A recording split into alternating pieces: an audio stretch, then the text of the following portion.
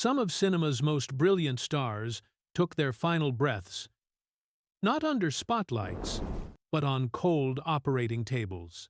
Did you know that one legendary actress died during a routine facelift that was kept secret from the public for decades?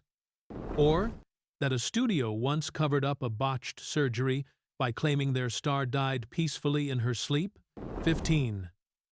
Rudolph Valentino.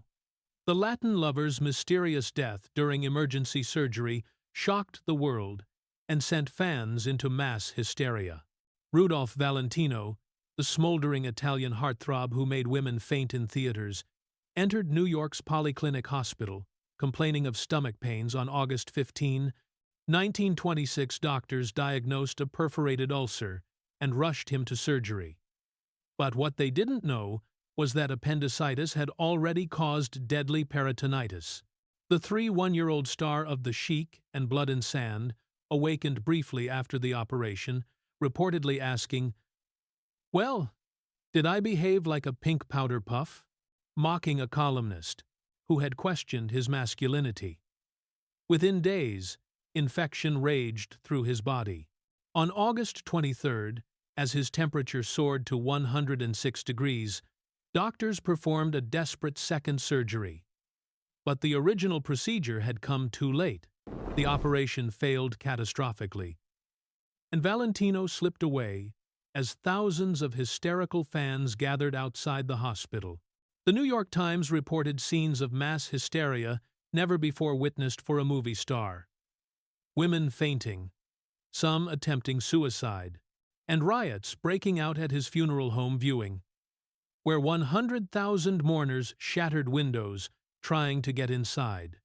Hollywood executives were stunned by the public reaction.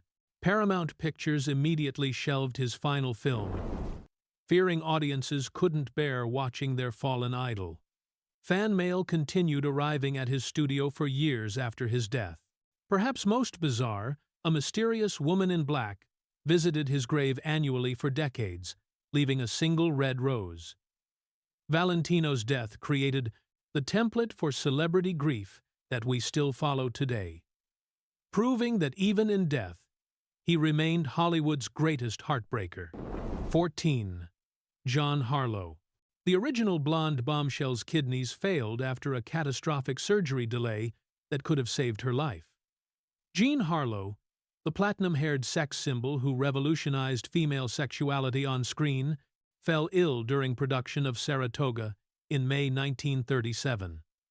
What started as flu-like symptoms quickly escalated to unbearable abdominal pain and severe bloating. Her personal doctor, treating her at home, failed to diagnose acute nephritis, a deadly kidney inflammation. By the time studio executives finally convinced her to enter Good Samaritan Hospital on June 6, her skin had turned alarmingly gray. MGM's frantic production chief, Louis B. Mayer, brought in specialists who recommended immediate surgery. But they fatally delayed the operation, believing the 6-year-old star was too weak to survive it. In the hospital room, Harlow drifted in and out of consciousness, reportedly asking her mother, "Am I still in the picture?" unaware she was dying. As uremic poisoning overtook her system, her body swelled grotesquely. Studio publicity men frantically created cover stories, telling the press she had the flu, while forbidding hospital staff from revealing her true condition. When Harlow died on June 7th, Hollywood was shattered. Clark Gable, her frequent co-star, locked himself in his dressing room and sobbed, later saying, "She was afraid to die." The tragedy forced Hollywood to reckon with the price of its secrecy culture. Medical experts later concluded that immediate surgery might have saved her life. MGM, determined to capitalize on her final performance, completed Saratoga, using body doubles filmed from behind, creating an eerie cinematic memorial that grossed millions from grieving fans who never knew how preventable her death had been. 13. Carole Lombard. The Screwball. Comedy queen's final surgery after a catastrophic plane crash revealed how Hollywood's war effort claimed its brightest star. Carole Lombard wasn't supposed to die on an operating table in the mountains of Nevada. The beloved actress, wife of Clark Gable and America's highest-paid female star, boarded TWA Flight 3 on January 16, 1942 after selling a record $2 million in war bonds. The plane crashed into Potosi Mountain outside Las Vegas, but remarkably, witnesses reported movement in the wreckage. A rescue team battled through snow and treacherous terrain to reach survivors. When they found Lombard barely alive among 21 dead passengers, they rushed her down the mountain on a makeshift stretcher. At Las Vegas Hospital, doctors performed emergency surgery to stop internal bleeding, but the three-year-old actress's injuries were too severe. According to hospital records sealed for decades, Lombard briefly regained consciousness during the operation and asked about other survivors before her heart stopped. Doctors attempted to revive her for nearly an hour before pronouncing her death at 4:12 a.m. on January 17th. MGM studio chief Louis B. Mayer personally delivered the news to Gable, who flew immediately to the crash site, insisting on climbing the mountain despite dangerous conditions. He reportedly collapsed when he found her platinum wedding band in the wreckage. The War Department, fearing the crash would hurt morale, suppressed details of her death for years. President Roosevelt, who had personally asked Lombard to help sell war bonds, posthumously declared her the first female casualty of American World War II service. Gable, devastated, enlisted in the Air Force at 41, flying combat missions many believed were suicide attempts. He reportedly told friends, "I don't care what happens to me. She was the only thing that ever mattered." 12. John Garfield. The brooding rebel's heart gave out during emergency surgery after years of Hollywood. Blacklisting broke his spirit. John Garfield, the street-tough star who brought gritty realism to Hollywood decades before Brando or Dean, collapsed in his Manhattan apartment on May 20, 1952. Rushed to New York's Lenox Hill Hospital with crushing chest pains, the 39-year-old actor underwent emergency heart surgery that doctors initially believed was successful. What few knew was that Garfield had suffered heart damage from childhood rheumatic fever, weakened further by the crushing stress of being blacklisted during McCarthy's communist witch hunts.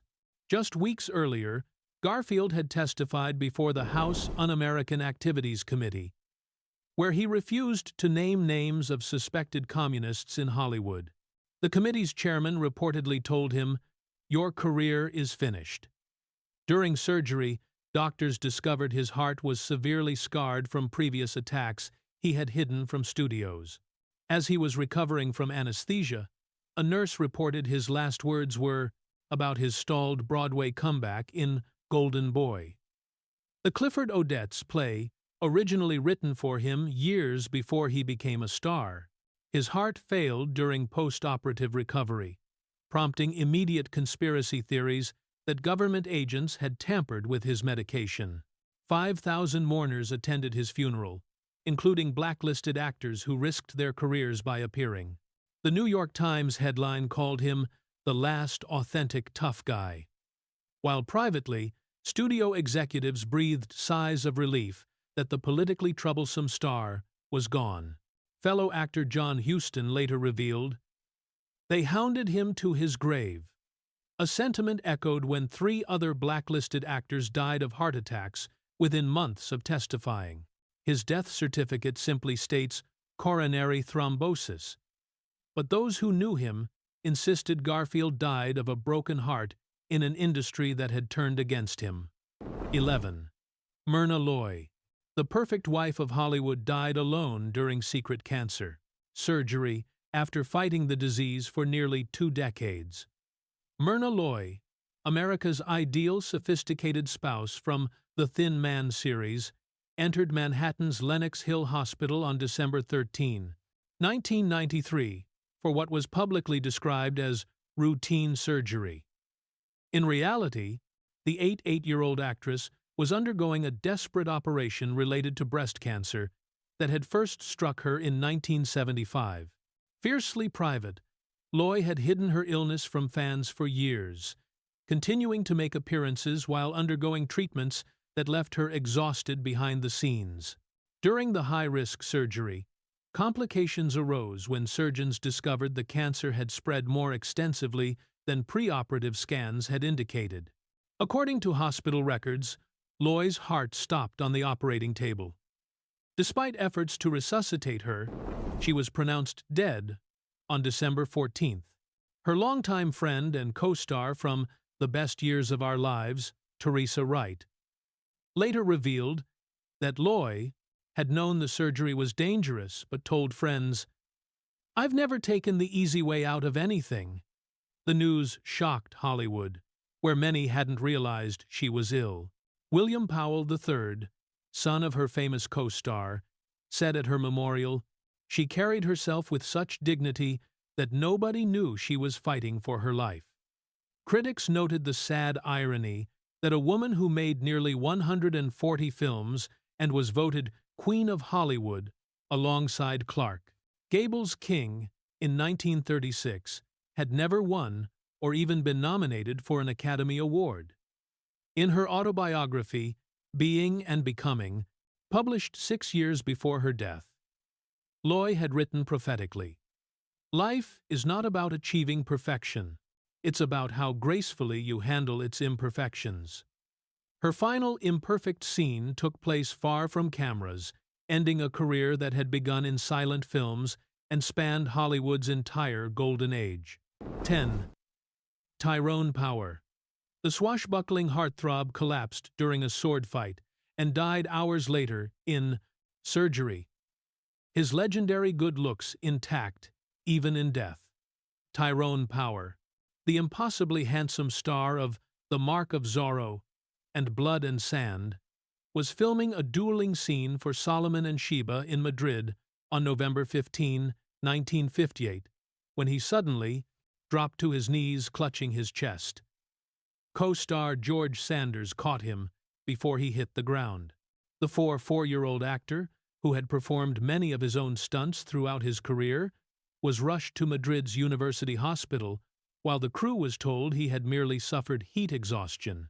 In the operating room, surgeons discovered a massive heart attack had destroyed a significant portion of his heart muscle. For 7 hours, they fought to save him, even attempting an experimental procedure to restore circulation.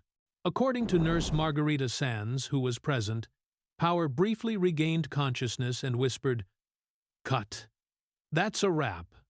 Before flatlining at 3:27 p.m., director King Vidor, devastated, ordered all footage of Power's final scene destroyed, considering it too macabre to preserve. 20th Century Fox executives, fearing financial disaster, initially tried to keep his death secret while they scrambled to recast his role with Yul Brynner. When the news leaked, theaters showing Power's films reported women weeping in the aisles. An autopsy revealed his heart had been weakened by untreated childhood illnesses. Yet he had performed physically demanding roles for years while hiding his condition. His body was flown back to Hollywood aboard Howard Hughes's private plane, with his makeup kit placed symbolically in the seat beside him. At his funeral, Cesar Romero noted grimly, "He died as he lived, making women swoon and men jealous." Power was buried in his costume from Captain from Castile, the film he considered his best work. 9. Carmen Miranda. The Brazilian bombshell's bizarre surgery, after collapsing on live television, revealed decades of studio abuse and exploitation. Carmen Miranda, the fruit-hatted firebrand, known for her rapid-fire performances and gravity-defying headpieces, appeared on The Jimmy Durante Show on August 4, 1955.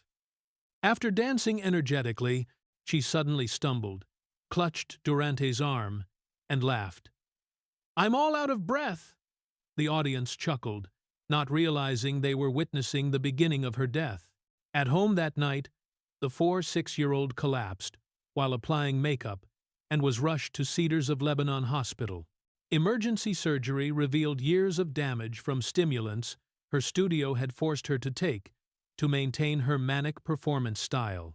According to surgical notes later made public, doctors found evidence of multiple minor heart attacks she had worked through while maintaining a punishing schedule of up to 3 films simultaneously. The operation initially seemed successful, but at 4 a.m. on August 5th, Miranda suffered a fatal heart attack in recovery. A nurse reported her final coherent words were, "I never want to put on those platforms again." The Brazilian government declared 3 days of national mourning, while in Hollywood, executives scrambled to protect themselves from accusations of driving her to exhaustion. Her sister later revealed that Miranda had been taking studio-provided pills since 1940, when a producer told her, "Americans expect you to be a wind-up toy." An autopsy found toxic levels of amphetamines and barbiturates in her system. Her death certificate listed heart failure as the cause. But her true legacy was forcing Hollywood to confront its treatment of foreign stars. In a final indignity, she was buried wearing her infamous fruit hat, because her contract specified that her image belonged to the studio even in death. As Brazilian President Getúlio Vargas put it, "She died an American movie prop, not the Brazilian artist she was born to be." 8. Bert Lytell. The forgotten silent film heartthrob died during routine hernia surgery, becoming Hollywood's most mysterious cautionary tale. Bert Lytell, the dashing leading man who transitioned from silent films to become president of Hollywood's prestigious Lambs Club, entered Good Samaritan Hospital in Los Angeles for what should have been simple hernia repair on September 28, 1954. At 69, the star of Alias Jimmy Valentine and The Right of Way was still actively working in television. Having successfully navigated the difficult transition that ended many silent stars' careers, the operation began routinely. But anesthesiologist Dr. Raymond Heller noticed alarming heart irregularities 30 minutes into the procedure. According to operating room records, sealed until 1975, surgeons attempted to complete the repair quickly as Lytell's blood pressure plummeted. He suffered cardiac arrest on the table, and, despite emergency resuscitation efforts, was pronounced dead at 2:17 p.m. The Los Angeles Times reported his death as complications following surgery. Medical professionals recognized it as one of the first documented cases of malignant hyperthermia, a rare genetic reaction to anesthesia. What made Lytell's death particularly tragic was that his younger brother, actor Wilfred Lytell, had died from nearly identical surgical complications just 18 days earlier at New York's Lenox Hill Hospital. The statistical impossibility of 2 brothers dying the same way prompted the American Medical Association to launch an investigation that ultimately led to new anesthesia protocols. MGM executive Louis B. Mayer, who had started his career exhibiting Lytell's films, reportedly said at his funeral, "Bert was the last gentleman in a business that has forgotten what that word means." The brothers' joint marker at Hollywood Forever Cemetery bears the inscription, "Their final scene came too soon," a epitaph written by their friend Charlie Chaplin, who privately funded research into anesthetic reactions that has saved countless lives since. 7. Laird Cregar. The villain who terrified Hollywood died trying to transform himself into a leading man through dangerous weight loss surgery. Laird Cregar, the 6'3", 300-pound character actor who chilled audiences as Jack the Ripper in The Lodger, entered Los Angeles' Methodist Hospital on December 7, 1944, for an experimental intestinal surgery designed to help him lose weight rapidly. The 28-year-old actor was desperate to shed his villainous image and the pounds that kept him from romantic leads. His studio, 20th Century Fox, was skeptical but allowed the procedure, believing his talent warranted the investment.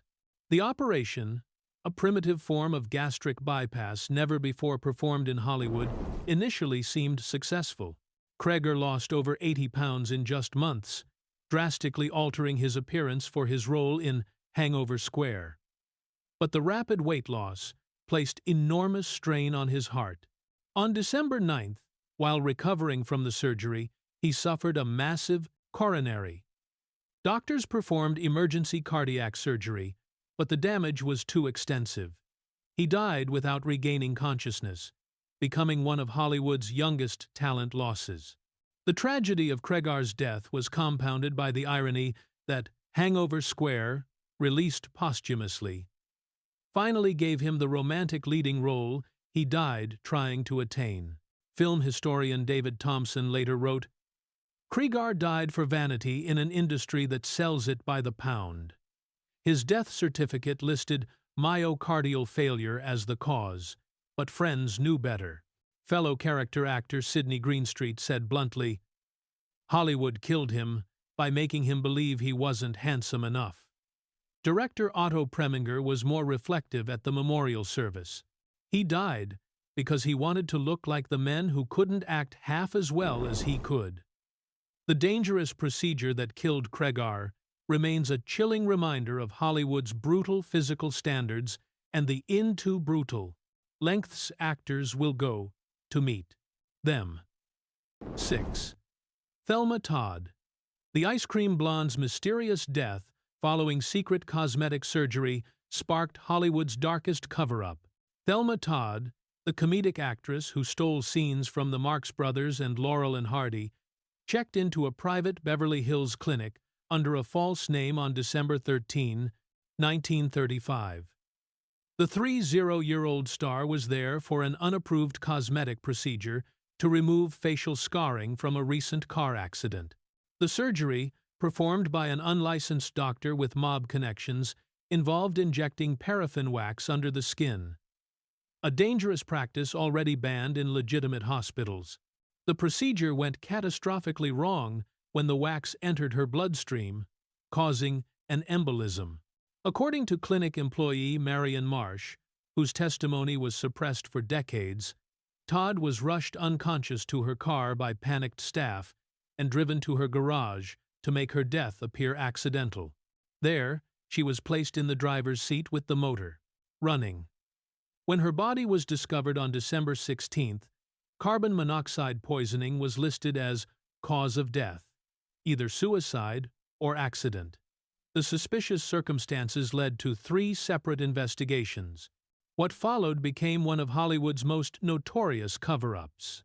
Todd's connection to mobster Lucky Luciano through her restaurant business complicated matters, with some investigators suggesting he ordered her murder for refusing to allow gambling at her popular sidewalk cafe. The mysterious doctor vanished completely.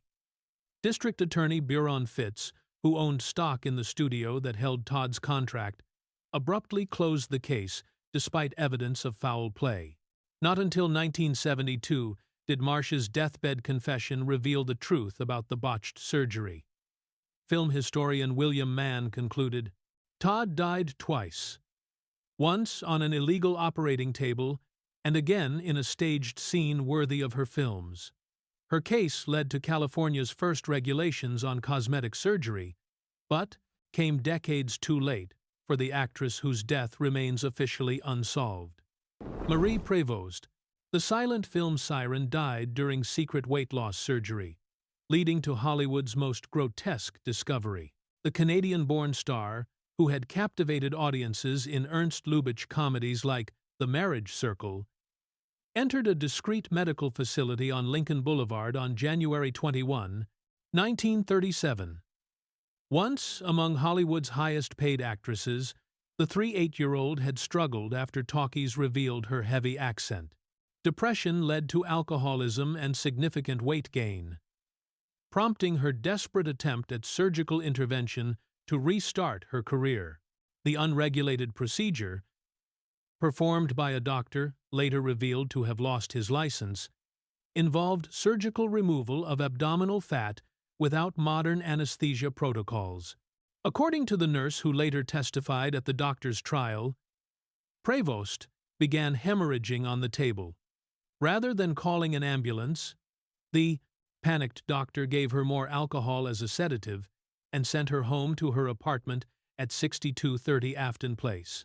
There she died alone, her body undiscovered for 2 days until neighbors reported her small dog barking incessantly and scratching at the door. The scene police discovered became Hollywood legend. Her dog had attempted to wake her by biting her legs, creating a ghastly tableau that tabloids exploited mercilessly.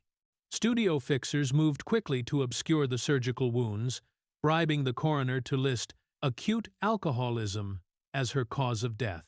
The truth emerged only during the subsequent prosecution of the doctor for practicing without a license. Joan Crawford, her friend and former co-star, paid for her funeral when it was discovered Prevost had just $300 to her name. The inscription, "She was too beautiful to last," on her modest grave, carries a tragic irony she never anticipated. Her death directly led to the formation of the Screen Actors Guild's Emergency Relief Fund. After the 22-4, the industry was shocked by how completely it had abandoned one of its brightest stars.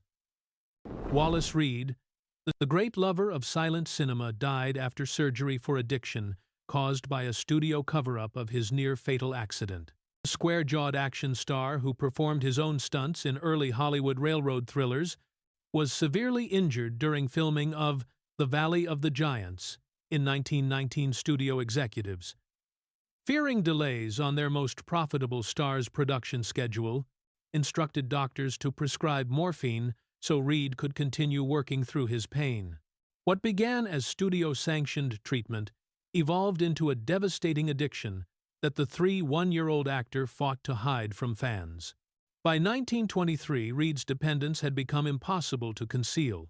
His wife, actress Dorothy Davenport, arranged for him to enter Banksia Place Sanitarium in Los Angeles for what was then an experimental surgical procedure, the removal of infected teeth and tonsils, believed to be sources of toxic conditions causing addiction. The January 10th surgery, performed without adequate anesthesia because of fears it would trigger drug cravings, sent Reid into severe withdrawal compounded by surgical shock. He developed pneumonia during recovery and died on January 18th, with studio publicity men stationed outside his room crafting a narrative that omitted any mention of addiction. The truth emerged when Davenport, furious at Paramount's role in her husband's destruction, produced Human Wreckage, a controversial film about drug addiction she dedicated to Reid. The studio threatened legal action to block its release, confirming suspicions about their culpability. William Randolph Hearst's newspapers broke the real story, forcing Hollywood to acknowledge its drug problems publicly for the first time. Reid's funeral was the industry's largest since Valentino, with Mary Pickford observing, "We've buried our conscience, along with Wallace." His legacy was the first industry substance abuse program and warning labels on morphine packaging.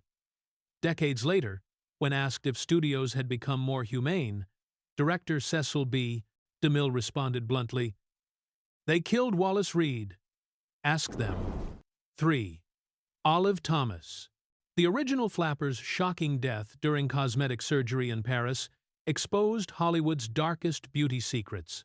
Olive Thomas, the luminous Ziegfeld Follies girl turned silent film star, secretly checked into American Hospital of Paris under an assumed name on September 5, 1920. The 5-year-old wife of Mary Pickford's brother Jack was there for an unapproved youth procedure involving mercury injections to eliminate fine lines beginning to appear on her perfect face. The treatment, popular among European aristocracy but considered dangerous by American doctors, was arranged by a French countess who had promised Thomas entrée into European high society. The procedure went catastrophically wrong when the surgeon accidentally injected the mercury compound into a blood vessel. Thomas immediately began convulsing on the operating table. For 5 agonizing days, she drifted in and out of consciousness, while mercury poisoning shut down her kidneys. Pickford rushed to Paris from America, but arrived hours after Thomas died on September 10th. To avoid scandal, the family and studio executives concocted a story that Thomas had accidentally ingested her husband's syphilis medication, mercury bichloride, mistaking it for sleeping drops. The fabricated narrative held for decades, until researcher Carrie Bible discovered medical records in 2010 that revealed the truth. Thomas's death certificate, finally unsealed, clearly stated mercury poisoning resulting from cosmetic procedure as cause of death. The revelation cast new light on Hollywood's earliest beauty standards and the extreme measures stars took to maintain them. What makes Thomas's story particularly tragic is that she was the first major star to die at the height of her fame, creating the template for public grief that later claimed Valentino and Jean Harlow. Her ghost reportedly haunts the New Amsterdam Theatre where she once performed, recognizable by the blue mercury stains still visible on her phantom hands. A chilling reminder of Hollywood's toxic beauty standards, claiming their first victim. 2. Barbara Marr, the woman too beautiful to live, died after risky weight loss surgery demanded by studio executives who thought she was getting fat. Barbara Marr, the sensual silent film vamp dubbed The Girl Who Was Too Beautiful by Adela Rogers Street, Johns, entered Culver City Hospital on January 24, 1926, for an experimental procedure to help her lose weight rapidly. At 29, the star of The Shooting of Dan McGrew and Souls for Sale had been ordered by Metro-Goldwyn-Mayer executives to drop 20 pounds or lose her contract, despite already being dangerously thin by modern standards. The surgery, a primitive, the form of liposuction that involved cutting open her abdomen and physically scraping away fat deposits, was performed without proper sterilization protocols. She developed a massive infection that quickly spread throughout her weakened body. According to her nurse's diaries, published decades later, Marr was already suffering from both tuberculosis and nephritis, conditions she had hidden from the studio with the help of amphetamines and cocaine. The surgical trauma accelerated her decline. After a month-long battle with sepsis, she died on January 30th, with studio publicity men present in her room to ensure the surgery remained unmentioned. MGM executive Paul Byrne ordered her death certificate to list tuberculosis as the sole cause. But her personal physician refused, creating a scandal when he spoke to reporters. At her funeral, mourners were shocked by how emaciated she appeared, a stark contrast to the voluptuous image in her films. Her friend, Zasu Pitts, adopted Lamar's son, Marvin, raising him as her own. When asked about his mother years later, he revealed, "She died trying to live up to an impossible standard." Every beautiful actress in Hollywood took note and started starving. Lamar's famous quote, "I never sleep more than 2 hours a night. I have better things to do," took on grim significance when her autopsy revealed severe sleep deprivation had contributed to her inability to heal from surgery. She became Hollywood's cautionary tale about beauty standards decades before such conversations entered public discourse. 1. Harold Lockwood, the forgotten romantic idol whose death during appendectomy revealed the deadly secret Hollywood kept hidden during the Spanish flu pandemic. Harold Lockwood, the dashing star who formed half of Hollywood's first iconic romantic team with May Allison, was at the peak of his fame when he developed abdominal pain on October 16, 1918. The 1-year-old actor, whose popularity rivaled Charlie Chaplin's, was rushed to New York's Bellevue Hospital for emergency appendix removal. What doctors discovered was far worse. His appendix had ruptured days earlier, and infection had spread throughout his abdomen. The operation proceeded despite the risks, but Lockwood's condition was complicated by an unreported factor. He was already fighting Spanish influenza that had weakened his immune system. Studio executives had kept his illness secret, fearing public panic if Americans realized the pandemic had reached Hollywood's elite. Surgeons operated while wearing masks, not just for surgical sterility, but to protect themselves from his highly contagious flu. Post-operatively, Lockwood developed pneumonia, his lungs filling with fluid as the double assault of surgical trauma and influenza overwhelmed his system. On October 19th, just 3 days after surgery, Lockwood became one of Hollywood's earliest major stars to die. The publicity department at Metro Pictures constructed an elaborate fiction that he had heroically contracted influenza while entertaining troops, concealing both the appendicitis and the fact that the pandemic was spreading through film sets across the country. Production continued on most films despite the risk. Lockwood's co-star, May Allison, devastated by his death and the studio's callousness, left Metro in protest, effectively ending her career. His final film, The Great Romance, was released posthumously, with funeral scenes ironically edited out as too disturbing. Film historian Kevin Brownlow discovered production records in 1997 revealing at least 43 Hollywood crew members died of influenza contracted on Lockwood's set, but were never acknowledged publicly. His legacy is not just as a forgotten star, but as patient zero in Hollywood's deadliest cover-up. From surgical tables to silver screens, these stars' final acts unfolded far from the spotlights that made them legends. Their deaths remind us that even to tensions, immortals bleed. Which of these medical tragedies shocked you most? Was it the Latin lover who died too young, or the perfect wife who kept her illness secret for decades? Perhaps it was the blacklisted rebel, whose heart gave out after Hollywood broke his spirit? Comment below with the story that hit you hardest. And ask yourself, in an industry built on illusion, how many more medical secrets remain buried in sealed records and studio vaults? The most disturbing part might not be how these stars died, but how desperately Hollywood fought to control the narrative, even in death. Subscribe now to uncover more hidden histories from cinema's golden age.